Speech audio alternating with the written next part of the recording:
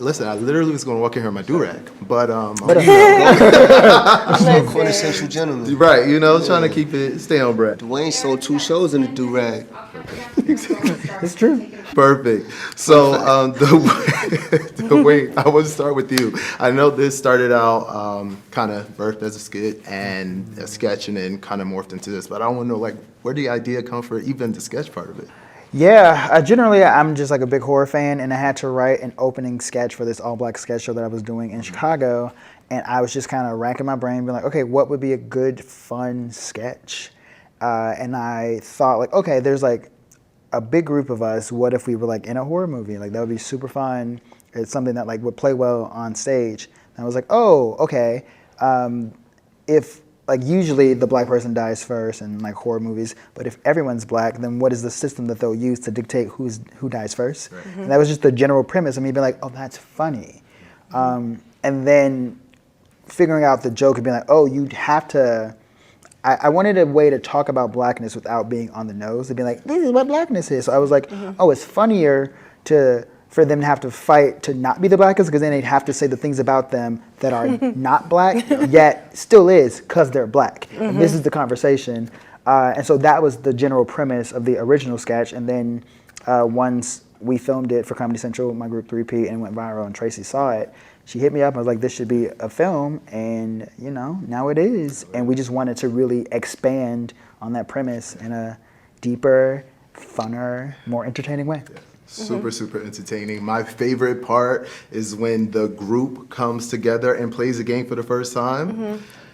A wrap. I can't wait for audience to see it. So I want to know, behind the scenes, what was like your favorite part? Like, what was the funniest part? Because I know on our end, cracking up. I know behind the scenes, I know y'all was cutting up and being loose. Oh my God. Each of you, I want to know your favorite part. Let's start with you, Melvin. It's hard to find a favorite, because it's like the energy that you see on camera, that's the energy we have.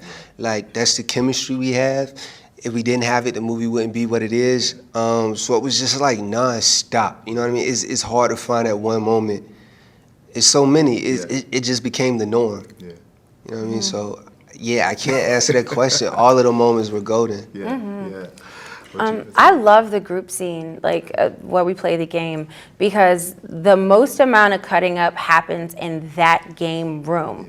Like the amount of takes that we had to try our best not to kill, because we were trying our best not to laugh, because there's so much fun improv happening at the same time. Like, of course, once you have the structure of a really great script, the actors, and plus, like, Tim's story allowed us the freedom to, like, have fun and play. We all just started, like, playing with each other in a way where I was like, wow, that is 10 times funnier. But it's, like, it's a vibe. Being with them is a vibe. They're just, like, pretty awesome at what they do, and great people too, so it's fun. Awesome. Yeah, I absolutely have a favorite scene, because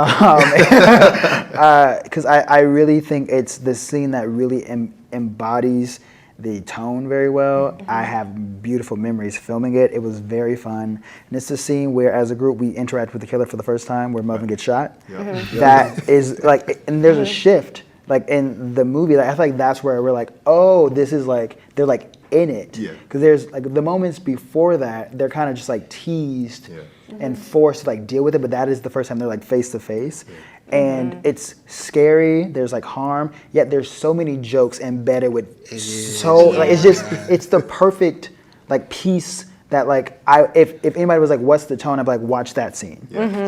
So yeah, that's my favorite. It was so much in that scene. I had so much fun filming that scene. It was choreographed. Like, there was just so many jokes that didn't even go in there. Just finding the absurdity of this situation, and everybody's just so having good. To stab his foot, like, because the stakes were very high, and life yet we're still like life or death, right? And there's just so many moments, like turning the gun, me and X slapping the hand. Like, there's just like so many moments. Melvin getting shot that second time, like that, and then watching it as many times as I have, the audience reaction to that scene is always like so hard. I'm like, because yes, they so get high, it. and it feels like me getting shot is like, oh my God, so high, and then getting shot again is like pushing it even further. It's like, what the it's crazy. We all duck because we're like, no, that's awesome. So who part of the cast did not know how to play spades? Did anyone not know how to play spades, or was it a prerequisite to be a part of the film? You had to play spades. No, we have a couple people who don't know how to play spades. We actually, there was a game of spades that happened the very first day that we all met. Okay. And me and X did not participate. We were like, we don't. We are we've come from families where spades have just been too high stakes, and we're like, we're gonna save the stakes for the movie. Yeah, I don't have it in me. I'm not that competitive. Like Ranger White said, you know, if I was invited to the cookout, I wouldn't come because I know what my presence would do in that space. I feel like if you don't know how to play spades, you should follow that same mantra. Don't come to the table because you know what it would do to the game. So yeah, Stay home. And don't ask how to play. Yeah. That's just something you just don't do, right? And see, and this is toxic energy. Don't ask how to Why play. they avoid it. One This is line. what- Okay. Exactly. Okay. But it's alright. real. It's so real. And that's what I love about the film too, is like it is real and authentic because only in that space, being a part of a certain culture, you'll be able to understand like, no, we get it. No, he's absolutely right. And I think it translates to every culture has that game where whether it be dominoes or whatever it is these different cultures play, it's just kind of, it's human nature to be competitive to a fault at times. Yeah. So even if you don't know how to play spades, I feel like you'll get it and you'll relate to these characters in that moment. Yeah, I mean, did you see the vitriol that I thrown at me talking about Uno? Heard very much. So I do want to know from each of you, who do you think is the blackest cast member? Well, what we've learned from this film is you cannot quantify blackness. Okay. The notion itself is ludicrous. Okay. So I think what people are going to take from the film is it is actually a ridiculous thing to even attempt to quantify blackness. So, yeah. So we could all say, Each ourselves. other. You We can't could all say no trivialize one. the next person's blackness or lack thereof. They're all black. All black. Black. Once you got one Black drop, thing, that's it. part of the Just a plan. piece. You Listen, be Candace Owens, you still black. that's it. Now, I also want to know, just even more from maybe a little serious tone of, when horror film producers and series producers see this film, it's a real message about the lack of diversity in horror films. What do you think this movie will do to kind of help those kind of conversations go, or do you think this movie will be able to help those conversations move?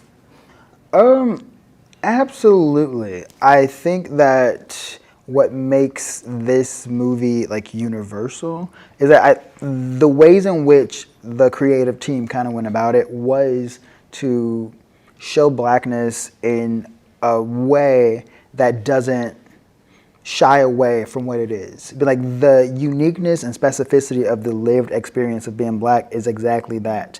And I think that is a universal experience that people can like learn from. There's a lot of humanity.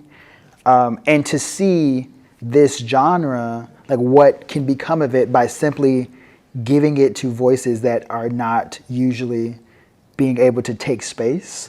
And so like for me, it's like, yes, it's a very black movie, but it's less about being black, more about seeing these characters giving the time and the space to be authentic, specific, unique, so that you can see that like tokenism doesn't allow that because you don't have a range to show what it means to embody that thing. And so to have so many examples of that, my thought is that people will see it and they're forced to reckon with their perception of black people. Because if you think black people are the same and you watch this movie, we're literally showing you are wrong. Yeah. You are not correct. So either you're going to lie to yourself and continue to think that, which becomes a you thing, or you're going to be forced to expand your point of view. That's good. Well said. It's crazy to think that if any of these characters had been in any other horror films throughout history, it just would have been that character, and how much less of that character would we have gotten a chance to know had that character not been in the film with all of us. Like each one of these characters on the poster could have been in another horror film, and it would have just been that character. Yeah. Probably would have died within 5 minutes. You would have never known who he 100%. was outside of the physicality of that person or whatever that first primary texture of the person is. Yeah, I think that is essential to the movie, is that like you said, if you take one of them, they start to represent blackness. When you put 7 of them, there's no way one of them would be the totality of blackness. And somebody who don't know black people, they'll think, oh, they're all like him. Yep. Yeah. They're all like her. Different you know what I hues mean? of blackness, all unique. Well, I'm excited. Thank you so much for this, and I cannot wait for Black Twitter to get on. That's Thank you guys so much. No Roger didn't eat, That's bro. it. Like Yes. Rotten Apples, I'm going straight to Black Twitter. That's Black where I'm Twitter, going that's for my it. vote.